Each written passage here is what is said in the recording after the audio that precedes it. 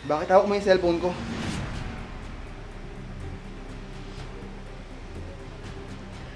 Buong akala ko, kaya mo binibigay lahat ng gusto ko. Dahil mahal mo ako. At para maging masaya ako. Mahal, magkapaliwanag ako. Huwag ka na magpaliwanag. Nagmamalaki pa kita kay Hana. Dahil nagbibili mo lahat ng gusto ko. Yun pala yung ginagawa mo. Para hindi ko mapansin na nambababae ka. Lumayas ka dito! Mahal, magkapaliwanag ako. Lumayas ka!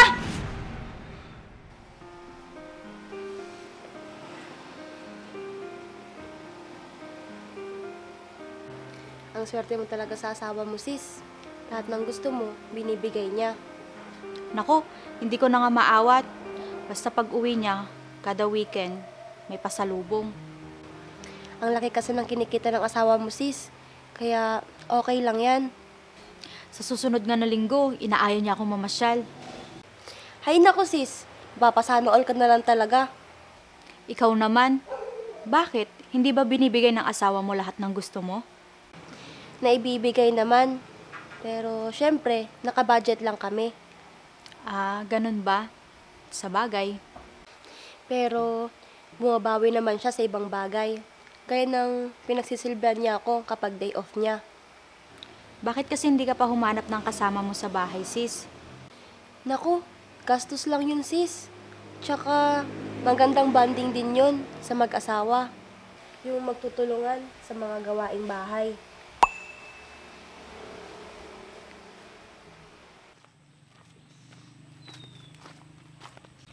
Hana?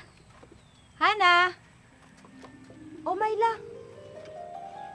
Gusto kong lumabas. Samahan mo ako. Sakto, nakabihis ka naman na. Ha? Di ba ngayon yung uwi ng asawa mo? Nagka-problema daw sa site nila. Kaya baka next week pa siya makabalik. Kaya nga ito, pinadalan ako ng pera. Ayain sana kitang lumabas. Naku, pasensya ka na.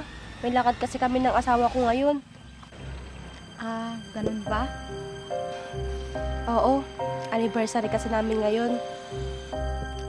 Sige, sa susunod na lang. Sige, pasensya ka na. Ano, mahal? Tara na. Teka na, mahal. Sige, sis. Muna na kami, ha. Oo nga, matagal-tagal na din kami hindi nakakalabas ng asawa ko. Dahil sa sobrang busy niya. Ah, di bale. Di naman siya nagkulang sa pagbibigay ng mga gusto ko.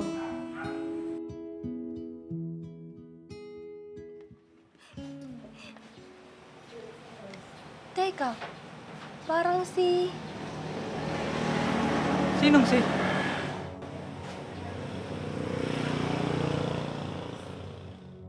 Naku, si paring Renz nga. Teka, sino yung kasama niya? At parang ang sweet nilang dalawa. Mahal, ano ba yan? Baka naman kamukha lang niya. Halika na, umuwi na tayo.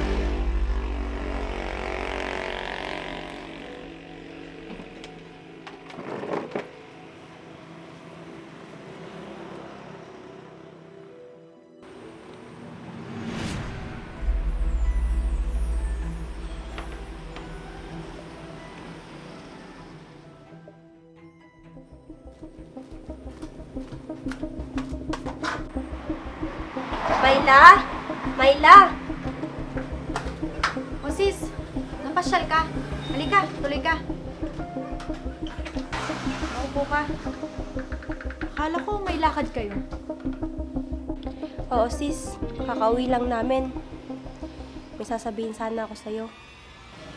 Sakto sis, may ipapakita ako sa'yo.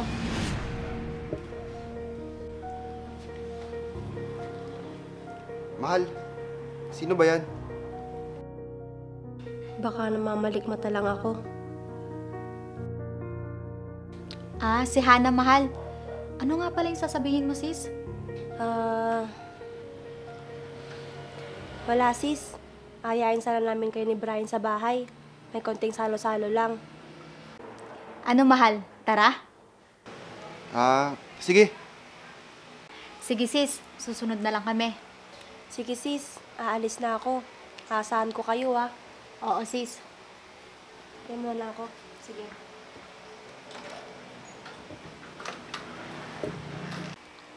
O mahal, kanina ka pa busy dyan sa kaka-cellphone mo ah.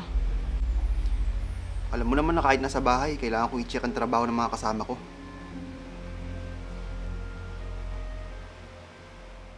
Ano sis, nabusog ka ba? Oo naman sis. O, mahal. Tubig nyo. Salamat mahal. Basta ikaw, mahal. Sabihan nyo lang ako pag may kailangan pa kayo, ha? Sige mahal. Salamat ha. Sige, pasok muna ako sa loob. Buti ka pa, nabibigyan ka ng oras ng asawa mo. Oh, asan si Renz? Akala ko kasama mo siyang pupunta dito. Sabi kasi ni Renz, nagkaroon daw ng emergency meeting, kaya hindi na siya nakasama. Baka kailangan mo nang kausapin yung asawa mo sis. Maswerte na kung nakakausap ko siya ng 1 minuto. Pero okay lang, kasi nabibigyan niya naman lahat ng gusto ko. Sasabihin ko ba? O wag na lang siguro? Sige, uwi na ako. Salamat ulit ah.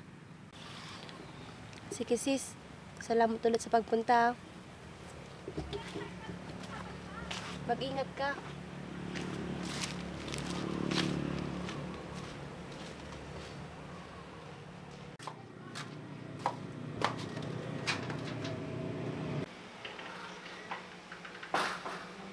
Love, nandiyan ka na pala. Tignan mo yung mga pinamili ko para sa'yo.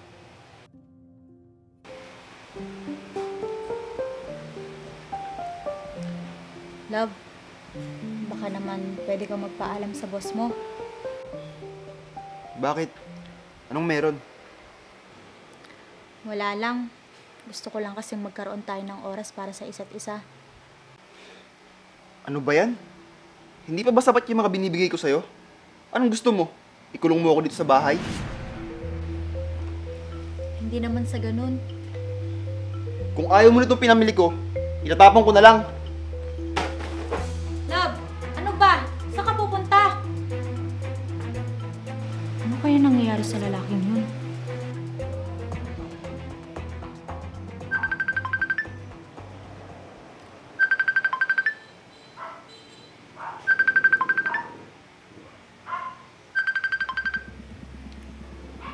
Babe, asan ka na? Pinaghanda kita ng paborito mong ulam. See you later. I love you.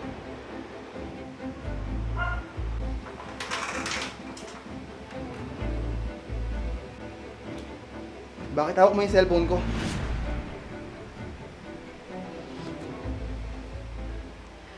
Buong akala ko, kaya mo binibigay lahat ng gusto ko. Dahil mahal mo ako. At para maging masaya ako. Mahal, magkapaliwanag ako. Huwag ka na magpaliwanag. Nagmamalaki pa kita kay Hana. Dahil nabibili mo lahat ng gusto ko. Yun pala yung ginagawa mo. Para hindi ko mapansin na nambababae ka. Lumayas ka dito! Mahal, magkapaliwanag ako. Lumayas ka!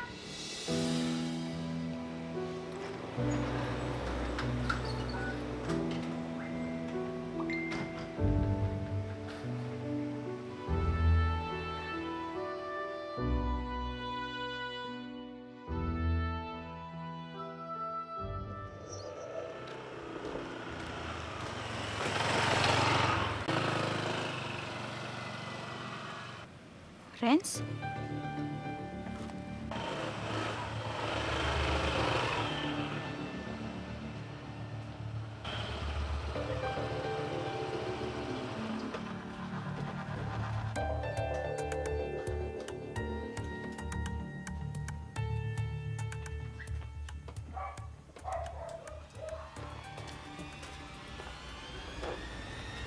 Renz?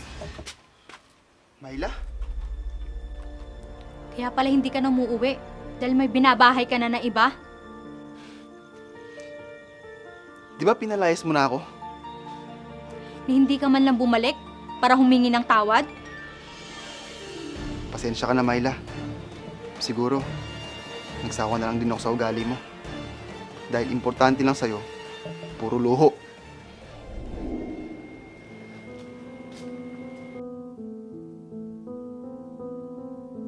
Kapag pagod ako galing sa trabaho, hindi mo man lang ako asikasuhin.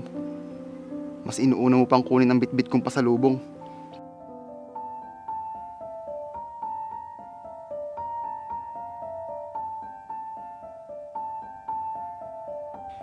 Paulit-ulit na lang na ganun. Akala ko, mas magbabago ka kapag lagi kitang binibilhan ng gusto mo. Pero mas lumala pa pala. Kaya ba naghanap ka na mag-aasikaso sa'yo? Ganun ba? Hindi mo ko masisisi, Myla, kung nahulog ang loob ko kay Rose. Dahil maasikaso siya at maalaga na kahit kailan ay hindi ko naramdaman sa'yo.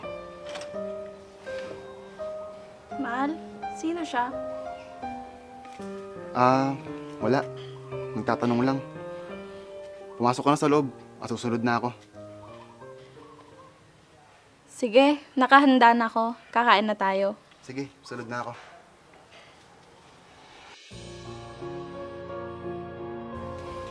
Buntis si Rose at magkakaanak na kami. Kaya nakikiusap ako sa'yo.